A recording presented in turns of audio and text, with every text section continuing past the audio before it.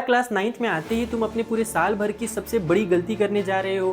क्या तुम उन बच्चों में से हो जिन्होंने अपने भैया दीदी से पुरानी वाली एनसीईआरटी बुक्स मांग ली हैं और वहीं से पढ़ना शुरू कर दिया है? तो बेटा तुम कर रहे हो बहुत बड़ी गलती, क्योंकि जो तुम पढ़ रहे हो ना वो तुम्हारे एग्जाम में ही नहीं आएगा। तुम अपना टाइम वेस्ट कर दोगे और फिर बाद में तुम्हें दोबारा से वो सारी चीज़ें पढ़नी पड़ेंगी, जिससे बैकलॉग्स वगैरह भी लग सकते हैं।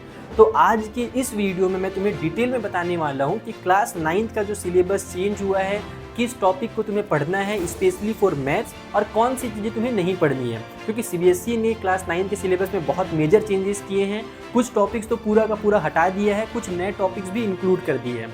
तो चलिए आज की क्लास में मैं आप लोगों को अगले 3-4 मिनट के अंदर पूरा का पूरा सिलेबस समझा देता हूँ कि मैथ्स में आपको कहाँ से पढ़ना है, किस तरीके से पढ़ना है, कौन सी बुक से पढ़ना है, और सीबीएसई का जो नया वाला बुक है वो कब से आपको मार्केट में मिल जाएगा। चलिए सारी चीज़ें आज की इस वीडियो में डिस्कस करते हैं। तो बच्चों, जो पिछले साल का बुक था ना क्लास 9th का, उस वाले मैथ्स की बुक में तुम्हें केवल 12 चैप्टर देखने को मिलेंगे। और इस साल जो सीबीएसई नया बुक लॉन्च करने वाला है, या सीबीएसई ने जिस सिलेबस के बारे में हमें बताया है ना, उसमें टोटल 15 चैप्टर्स हैं। तो 3 नए चैप्टर्स तुम लोगों को इस साल देखने को मिलेंगे। कुछ चैप्टर तो ऐसे भी रहेंगे जो एक्चुअल में क्लास 11th के टॉपिक से उठाया गया है, कुछ चैप्टर ऐसे हैं जो क्लास 10th के टॉपिक से उठाया गया है। तो तुम्हें बड़ा मजा आने वाला है। मतलब तुम टेंशन मत लेना, वो चीजें उनकी बेसिक कॉन्सेप्ट ही उठाए हैं, लेकिन तुम्हारा काम आसान कर दिया गया है। कई बार बच्चे क्लास 11th या 10th में जाने के बाद अचानक से नई चीजें देखते थे तो कंफ्यूजन हो जाता था। इस साल वो चीजें बच्चों के साथ नहीं होंगी, क्योंकि 9th में ही वो थोड़ा थोड़ा बेसिक पढ़े रहेंगे, तो 10th में दिक्कत नहीं होगा। सबसे पहले जो पहला चैप्टर है, तुम एक काम करो, कॉपी पेन रख लो, और जो मैं चैप्टर्स के नेम बता रहा हूँ ना, तुम वो लिखना शुरू करो। जब तुम लिख लोगे तो मैं तुम्हें बताऊंगा कि उन्हें पढ़ना फिर कैसे है, कहाँ से पढ़ाई शुरू करनी है, क्या भैया दीदी के बुक से पढ़ सकते हैं या नहीं पढ़ना है। तो सबसे पहला जो चैप्टर है वो है हमारा कोऑर्डिनेट ज्योमेट्री। पहले ये चैप्टर नंबर 3 में रहता था, इस बार इसे शुरुआत में रखा गया है ड्राफ्ट में। हो सकता है कि जब बुक बने तो उसमें भी ये चैप्टर नंबर 3 में आ जाए, लेकिन पहला जो यहाँ पर हमें चैप्टर के बारे में बताया गया इस बार, वो है हमारा कोऑर्डिनेट ज्योमेट्री। कोऑर्डिनेट ज्योमेट्री के अंदर होता क्या है सर? इस चैप्टर के अंदर वो ग्राफ वाले क्वेश्चंस होते हैं। ऐसे इस तरीके से लाइन वगैरह ड्रॉ किया जाता है। तुम लोगों ने क्लास 8th में ग्राफ के बारे में पढ़ा ही होगा। फिर इसमें अलग क्या है? इसमें अलग है कि तुम्हें पॉइंट्स ढूंढने पड़ते हैं। जैसे तुमने बार ग्राफ, हिस्टोग्राम वगैरह पढ़ रखा है क्लास 8th में आर एस अग्रवाल या आर डी शर्मा अगर तुमने बुक पढ़ा होगा, या पुरानी वाली अगर एनसीईआरटी की होगी। तो इस साल जो कोऑर्डिनेट ज्योमेट्री है, इसमें भी तुम ग्राफ से रिलेटेड कई टाइप के क्वेश्चन देखोगे, सीखोगे। कोऑर्डिनेट ज्योमेट्री के बाद जो अगला चैप्टर तुम्हारे पास आ रहा है वो है हमारे पास इंट्रोडक्शन टू पॉलिनोमियल। यानी कि जो हमारा पॉलिनोमियल चैप्टर है बच्चों ना, ये चैप्टर भी बहुत तगड़ा चैप्टर है। तुम इसे कह सकते हो कि क्लास 9th का one of the longest chapter है। क्लास 9th में जो सबसे बड़ा चैप्टर होता है वो हमारा पॉलिनोमियल चैप्टर होता है। इसमें बहुत सारी नई चीजें एक्स वाई जेड बच्चे सॉल्व करना सीखते हैं, लीनियर पॉलिनोमियल, और भी बहुत सारे पॉलिनोमियल्स के बारे में यहाँ पर सीखते हैं।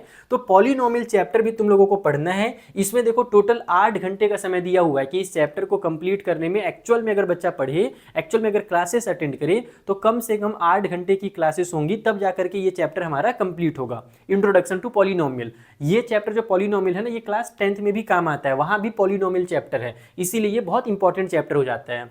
उसके बाद जो अगला चैप्टर हमें दिया हुआ है वो दिया हुआ है नंबर सिस्टम। नंबर सिस्टम भी काफी लेंथी चैप्टर था। इस बार इसमें अच्छी चीज ये की गई है ना कि कुछ पुरानी चीजों को डिलीट कर दिया गया। जैसे मैं देख रहा हूँ, जो सिलेबस में यहाँ पर देख पा रहा हूँ, जो सीबीएसई ने यहाँ पर सर्कुलर भेजा, उसके अकॉर्डिंग इसमें हम लोगों को एक्सपोनेंट के जो रूल्स होते हैं उससे रिलेटेड मुझे यहाँ पर टॉपिक नहीं दिख रहा है। लेकिन दिक्कत यह है कि कुछ नए टॉपिक इंक्लूड कर दिया गया है जो तुम्हें पुराने बुक में देखने को नहीं मिलेगा। जैसे कि √2 हो गया, √3 हो गया। इसको ना इररेशनल प्रूव करना पड़ता है। टॉपिक है तुम्हारे क्लास 9th में रैशनल इररेशनल वाला। तो इररेशनल पहले प्रूव करने के लिए क्लास 10th में आता था। इस साल से वो चीज हमें क्लास 9th में देखने को मिलने वाला है इस चैप्टर के अंदर। तो तीसरा चैप्टर हमारा नंबर सिस्टम है। उसके बाद जो अगला चैप्टर तुम पढ़ने वाले हो वो है यूक्लिड चचा का ज्योमेट्री। यूक्लिड ज्योमेट्री है, इनको मैं प्यार से चचा बोल देता हूँ कभी कभी। इसके अंदर ना तुम्हें चीज़ों को याद करना पड़ेगा। जैसे तुम लैंग्वेजेस जब पढ़ते हो, इंग्लिश, हिंदी या जो भी लैंग्वेज तुम पढ़ते हो अपने स्कूल में, उसमें तुम चीज़ों को याद करते हो, मेमोराइज करते हो ना, ये चैप्टर उसी तरीके का है। इसमें ज़्यादा समझने वाली चीज़ें नहीं है, तुम्हें बेसिकली चीज़ों को याद करना रहेगा। कुछ कुछ डेफिनेशंस दिए हुए रहेंगे, एक्सियम और पोस्टुलेट दिए हुए रहेंगे। ये क्या होते हैं जब मैं चैप्टर बताऊंगा, जब पढ़ाऊंगा तब तुम्हें डिटेल में समझाऊंगा। बस इतना समझ लो कि ये चैप्टर याद करने वाला चैप्टर है। उसके बाद जो अगला चैप्टर आता है वो बहुत प्यारा चैप्टर है, लाइन्स और एंगल्स वाला चैप्टर। इसमें 6 घंटे का समय लगेगा पढ़ने के लिए, अगर आप अच्छे से पढ़ते हो, क्लासेस अटेंड करते हो। तो इस वाले चैप्टर के अंदर ना, जो बच्चा क्लास 7th में लाइन्स और एंगल्स पढ़ा होगा, तुम याद करो क्लास 7th के आर एस अग्रवाल का बुक अगर तुमने पढ़ा है तो उसमें alternate interior angle, corresponding angle, को इंटीरियर एंगल, जिसको हम कंसेक्यूटिव इंटीरियर एंगल भी कहते हैं, ये सारे टॉपिक उसमें दिए हुए थे ना। वही पूरा का पूरा टॉपिक तुम्हें दोबारा से पढ़ना है। तो अगर तुमने 7th में पढ़ रखा है तो ये चैप्टर तुम्हें बहुत ईजी लगेगा, तुम एक ही क्लास में पूरा चैप्टर खत्म कर दोगे। उसके बाद बात करते हैं न्यू चैप्टर के बारे में। तो इस वाले चैप्टर के बाद हमारा सीक्वेंस एंड प्रोग्रेशन, ये एक नया टॉपिक इंक्लूड किया गया है, एक नया चैप्टर शुरू किया गया है। और ये जो इसके अंदर जो चीजें दी हुई है ना, इसमें बेसिकली दो चीजें हैं, एक है एपी और एक है जीपी। एपी होता है एरिथमेटिक प्रोग्रेशन और जो जीपी होता है वो है ज्योमेट्रिक प्रोग्रेशन। इसमें ना एक तरह से तुम समझ लो ये सीक्वेंस वाले क्वेश्चन होते हैं। जैसे कि टेबल होता है बच्चों, कोई भी टेबल अगर पढ़ेंगे तो वो एक अच्छे सीक्वेंस में होता है, चाहे 3 का टेबल ले लो, 2 का टेबल ले लो, 2 1 जा 2, 2 2 जा 4, 2 3 जा 6। उसी तरीके के जो नंबर्स होते हैं ना सीक्वेंस में जो दिए हुए रहते हैं, इस चैप्टर के अंदर तुम उनके बारे में पढ़ोगे समझ समझ करके कि आखिर इनका कॉन्सेप्ट क्या है, इनके बीच में डिफरेंस क्या है। इस टाइप के क्वेश्चंस आते हैं यहाँ पर। तो ये एक नया चैप्टर है जो तुम्हें किसी भी बुक में नहीं मिलने वाला, चाहे तुम भैया का कोई भी बुक ले लो, मोटी सी मोटी पुरानी बुक ले लो, आर.एस. अग्रवाल, आर.डी. शर्मा, यहाँ तक कि इवन जो लेटेस्ट वाली आर.डी. शर्मा वाली जो बुक है ना इस साल की 2026-27 की, उस बुक में भी ये वाला टॉपिक नहीं दिया गया है। तो इसीलिए मैं बच्चों को मना भी कर रहा हूँ कि इस साल आर.डी. शर्मा का बुक फिलहाल मत खरीदे रहो। जब हम लोग का नया बुक आ जाएगा ना एनसीईआरटी का, तब मैं बताऊंगा कौन सा बुक लेना है हमारे रेफरेंस बुक के लिए। देन उसके बाद आ जाता है ट्रायंगल चैप्टर। ट्रायंगल चैप्टर तुम लोगों ने पिछले साल जो ट्रायंगल पढ़ा था उसमें पेरीमीटर, एरिया, ये सब पढ़ा हुआ है ट्रायंगल के बारे में। इस साल तुम ट्रायंगल के अंदर जो बेसिकली सबसे जरूरी चीज पढ़ने वाले हो वो है कॉन्ग्रेंस ऑफ ट्रायंगल। दो ट्रायंगल कॉन्ग्रेंट कब होते हैं? कॉन्ग्रेंट का सिंपल मतलब ये होता है जब दो चीजें एकदम सेम टू सेम होती हैं। जैसे कि दो कॉपी के पेजेस, जो हमारे कॉपी होगा उसका अगर तुम दो पेज को पकड़ो, फाड़ दो और दोनों को एक के ऊपर दूसरे को रखो तो दोनों एक दूसरे को पूरी तरीके से कवर कर लेते हैं ना, उसको एक तरह से कहा जाता है कॉन्ग्रेंस। बहुत सारे इसके एग्जांपल्स हैं। तो कॉन्ग्रेंस ऑफ ट्रायंगल तुम लोगों को पढ़ना है, थोड़ा लेंदी चैप्टर है इसलिए यहाँ पर 12 घंटे का समय तुम लोगों को लगने वाला है। देन उसके बाद अगर मैं बात करूँ अगले चैप्टर के बारे में, तो जो चैप्टर नंबर 8 है वो है हमारा मेंसुरेशन वाला चैप्टर, जिसमें एरिया और पेरीमीटर से रिलेटेड क्वेश्चन जो तुम लोगों ने पिछले साल भी पढ़ा होगा, क्लास 8 में भी एरिया और पेरीमीटर के बारे में पढ़ा होगा, बस उसी का एडवांस लेवल तुम लोगों को यहाँ पर देखने को मिलेगा। यहाँ पर तुम लोगों को कुछ नई चीजें भी देखने को मिलेंगी जो पहले नहीं होता था, जैसे लेंथ ऑफ आर्क जो है, ये सारी चीजें ना पहले क्लास 10th में हुआ करती थी। तो कुछ 10th का टॉपिक भी इस चैप्टर के अंदर डाला गया है। तो ये अच्छा खासा बड़ा चैप्टर बनाया गया है, 10 घंटे का समय तुम्हें यहाँ पर भी लगने वाला है। तो जो पहले बड़े चैप्टर थे जैसे पॉलिनोमियल और नंबर सिस्टम, उससे भी बड़ा चैप्टर इस बार ये सारे चैप्टर्स को कर दिया गया, यानी उन चैप्टर्स को थोड़ा छोटा किया गया है, कुछ चीजें डिलीट की गई हैं और उनसे ज्यादा टाइम तुम लोगों को अब इधर देना पड़ेगा, ठीक है, मेंसुरेशन वगैरह चैप्टर में। अब उसके बाद अगले टॉपिक में आ जाते हैं, तो एक्सप्लोरिंग अलजेब्रिक आइडेंटिटीज। ये एक्चुअल में हमारे जो पॉलिनोमियल चैप्टर है ना, ये एक तरह से उसी का पार्ट हुआ करता था पहले, लेकिन अब इसको चेंज कर दिया गया है। पॉलिनोमियल चैप्टर के अंदर इस टॉपिक को रखा जाता था, लेकिन अब इसका एक नया चैप्टर बना दिया गया है। और तुम अगर आर.एस. अग्रवाल या आर.डी. शर्मा जैसे बुक भी देखोगे ना, तो उसमें ये चैप्टर पहले से ही अलग से दिया रहता था, लेकिन एनसीईआरटी के बुक में ये पॉलिनोमियल के साथ मिला करके दिया रहता था। तो इस बार ये चीज अलग रहेगा। इसमें होता क्या है सर? तो इसमें बेसिकली तुम्हारा a+b का फॉर्मूला जो नहीं पढ़ो तुम लोग, a+b का होल स्क्वायर का फॉर्मूला, तो उसी का एडवांस रहेगा, यानी कि a+b के होल क्यूब का फॉर्मूला या a का क्यूब प्लस b का क्यूब का फॉर्मूला, और भी बहुत सारे फॉर्मूलाज तुम लोगों को यहाँ पर देखने को मिलेंगे। तो बेसिकली ये चैप्टर थोड़ा सा मेमोराइजिंग वाले पावर वाले चीजों पर रहेगा, तुम्हें फॉर्मूला रटने पड़ेंगे, याद करने पड़ेंगे इस चैप्टर के अंदर, ठीक है। 9 चैप्टर हो गए। अगला जो चैप्टर है वो हमारा क्वाड्रिलेटरल चैप्टर। ये पहले भी था, इस बार भी है, अच्छा चैप्टर है, लेकिन इसमें भी बहुत सारे प्रॉपर्टीज तुम्हें पढ़नी पड़ेंगी क्वाड्रिलेटरल के बारे में। जैसे क्वाड्रिलेटरल क्या होता है, तो एक हमारा डब्बा जिसके 4 साइड होते हैं उसको क्वाड्रिलेटरल कहते हैं। फिर उसके अंदर आता है पैरेललोग्राम। पैरेललोग्राम के अंदर आते हैं रेक्टेंगल, स्क्वायर, ट्रेपीजियम। ट्रेपीजियम ऐसे पैरेललोग्राम नहीं होता है, रोम्बस होता है। तो बहुत सारी चीजें तुम लोगों को इस चैप्टर के अंदर पढ़नी है, इसीलिए यहाँ पर तुम्हें 12 घंटे का समय दिया गया है कि तुम इसे एकदम डिटेल में पढ़ने वाले हो इस साल, ठीक है। फिर अगला जो चैप्टर है वो है सर्कल। सर्कल चैप्टर बहुत इंटरेस्टिंग चैप्टर है क्लास 9th के लिए। तुमने अभी तक सर्कल का केवल एरिया और पेरीमीटर पढ़ा है। 9th में आने के बाद तुम सर्कल के अलग अलग टाइप के पावर्स के बारे में जानोगे कि सर्कल के अंदर इतने सारे पावर्स होते हैं, इतने सारे थ्योरम्स होते हैं। तो ये चीज भी तुम लोगों को क्लास 9th में पढ़नी है, सर्कल चैप्टर भी तुम्हें पढ़ना है। देन अगर मैं सर्कल चैप्टर के आगे बढ़ता हूं, तो जो नेक्स्ट चैप्टर मेरे पास है वो है लीनियर इक्वेशन इन 2 वेरिएबल। इस चैप्टर को देखो पहले बहुत ईजी रखा गया था। पिछले साल का अगर तुम लीनियर इक्वेशन 2 वेरिएबल देखोगे ना, तो बहुत हाई स्कोरिंग चैप्टर था क्योंकि बहुत ईजी था। लेकिन मैं यहाँ पर देख पा रहा हूँ कि ये 14 घंटे का टाइम इसमें दिया जा रहा है। तो तुम समझ सकते हो कि कुछ ना कुछ तो खास है इस बार। तो खास ये है कि लीनियर इक्वेशन 2 वेरिएबल ना, जो क्लास 10th में आता था बच्चों ना, उसको भी यहाँ पर इंक्लूड कर दिया गया है। एक ग्राफ वाला टॉपिक होता है लीनियर इक्वेशन 2 वेरिएबल में, जैसे कोऑर्डिनेट ज्योमेट्री चैप्टर में ग्राफ होता है ना, वैसे लीनियर इक्वेशन टू वेरिएबल में भी ग्राफ होता है। तो इस साल तुम लोगों को वो ग्राफ वाली सारी चीजें भी हम लोगों को इस चैप्टर के अंदर पढ़ना पड़ेगा, जो कि 10th के टॉपिक से उठाया गया है। तो तगड़ा टॉपिक है, बहुत इंटरेस्टिंग चीज है ये लीनियर इक्वेशन टू वेरिएबल भी।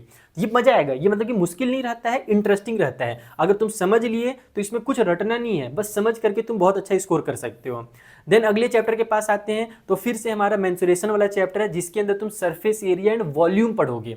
पिछला जो मेंसुरेशन मैंने दिखाया था उसमें तुम लोगों को एरिया के बारे में बताया जाएगा, ट्रायंगल का एरिया और भी बहुत सारे एरिया के बारे में तुम वहां पर पढ़ोगे, हीरोन्स फॉर्मूला पढ़ोगे।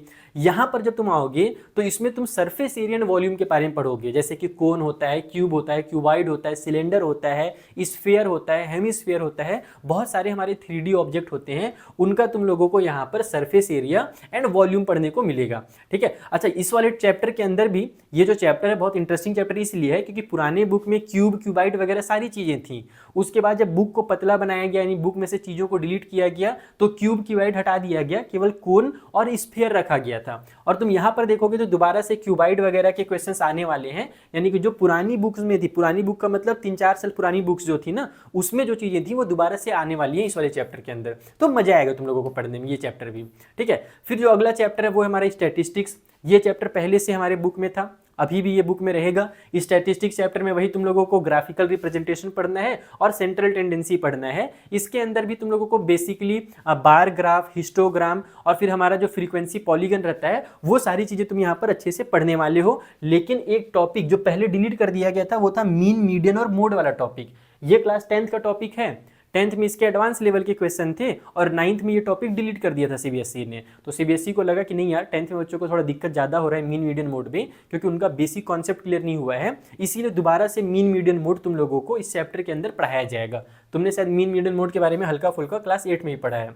अब जो लास्ट चैप्टर उसके बारे में बात कर लेते हैं, ये हमारा प्रोबेबिलिटी चैप्टर। ये चैप्टर भी पहले क्लास 9 के सिलेबस का हिस्सा हुआ करता था, फिर इसे डिलीट कर दिया गया और अब ये दोबारा से हमारे क्लास 9 के सिलेबस में आ गया है। तो ये सारे के सारे 15 चैप्टर्स जो तुम लोगों को मैंने बताया है ना, मुझे उम्मीद है तुमने नोट डाउन कर लिया होगा। बाकी इसका जो पीडीएफ है, प्रॉपर पीडीएफ भी मैं तुम लोगों को प्रोवाइड करा दूंगा अपने टेलीग्राम चैनल पे। तो टेलीग्राम ज्वाइन कर लेना, 9th नाइट्स वाला टेलीग्राम चैनल है, एमडी सर वाला टेलीग्राम चैनल है, डिस्क्रिप्शन में तुम्हें लिंक मिल जाएंगे। ठीक है, अब बात करते हैं कि आखिर सर हम फिर पढ़े कहाँ से, भैया दीदी का बुक हम लोग यूज़ करें क्या? तो कुछ कुछ चैप्टर्स के लिए यूज़ कर सकते हो। जैसे तुम कोऑर्डिनेट ज्योमेट्री के लिए यूज़ कर लो, तुम वहाँ पर जो हमारा यूक्लिड चचा का जो ज्योमेट्री है उसके लिए यूज़ कर सकते हो। नंबर सिस्टम के कुछ टॉपिक्स तुम पढ़ लो। एक्सपोनेंट वाला जो लास्ट वाला एक्सरसाइज है ना वो मत पढ़ना, एक्सपोनेंट वाला क्योंकि मुझे लगता है डिलीट कर दिया, सीबीएसई जो नया बुक लाएगा ना उसमें नहीं रहेगा। दूसरा सवाल तुम्हारे मन में आ रहा होगा कि सर चलिए ठीक है, कुछ कुछ टॉपिक पढ़ लेंगे, बाकी चीज़ों को फिर कैसे करें, क्लियर कैसे करें कि क्या पढ़ना है क्या नहीं पढ़ना है।